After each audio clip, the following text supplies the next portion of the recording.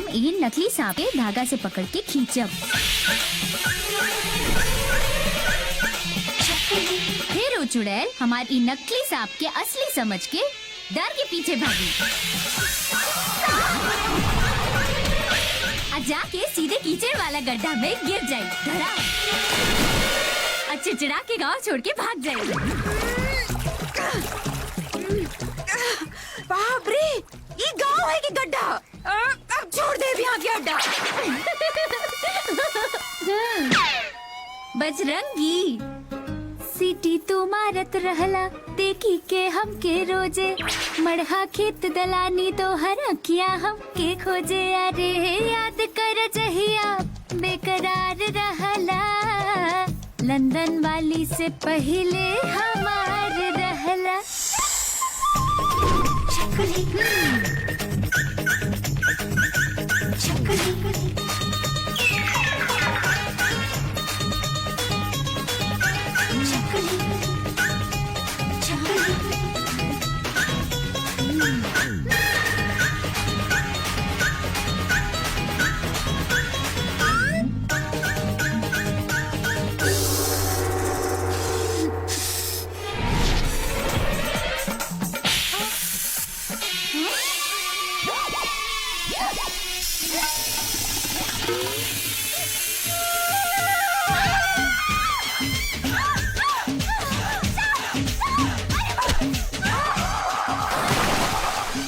गीता, अरे गीता, तू कीचड़ भरल गड्ढा में कैसे गिर गई लू? सांप सांप। डरो मत, ई तो नकली है। केहू तोरा से मजाक कैले बा। जा घरे जा और नहा धो लो, और नहा धो के नाग देवता के दूध पिला दी हो। कोनो संकट होई तो टल जाई। टेल जाए। हम गर्मा गर्म ताजा ताजा गोबर बाल्टी में भर देले बानी। हाँ। एक तोहरे मदद से पूजवा के ऊपर डाले के बाद जैसे ही हमके आवत दिखाई दी, हम ओके एहजा बुला ले। ठीक फिर बा। हम बड़ा प्यार से ओके एहर ओहर के बाद बतियावत सीधा बाल्टी के नीचे लेके आ जाए। थोड़ा और ठीक बा। ओकरा बाद हम जैसे ही सीटी बजाई वैसे ही तू बाल्टी के रस्सी खींच दी है।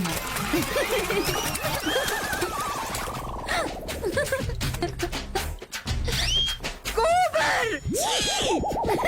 ई गांव हमरा से ना ठेकाए। हम आज ही लंदन लौट जाए। जा जा जा। चल राजू, हाँ। लग जा फटाफट काम पे। काम भइला के बाद हम तहरा के 100 रुपया इनाम में दे। ठीक बा? ठीक बा। लेकिन याद रखी हमरा सीटी बजावला के बाद ही तू बाल्टी के रस्सी खींचिया। अच्छा। जा।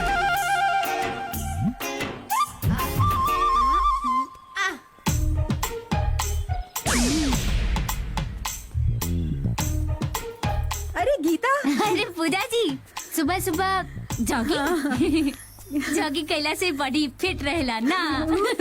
अब आपकी धूप लगता तनी एजा आ जाए। ना ना ठीक है। अरे तनकी थोड़ा और एजा आ जा। थोड़ा और ठीक बा।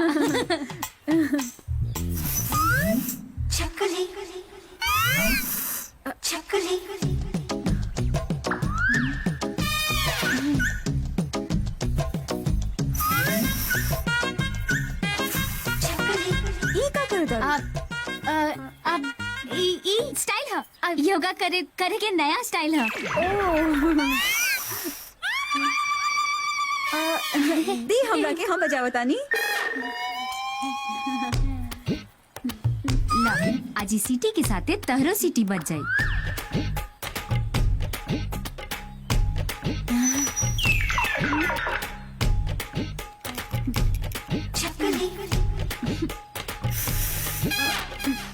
ना ही बजता। सॉरी। बाय। अरे पूजा जी,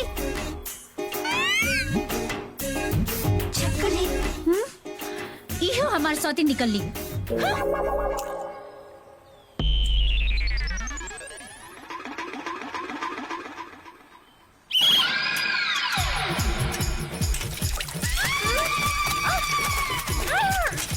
हो गई पूरा काम, निकाला हमारे नाम। गीता दीदी, गीता दीदी।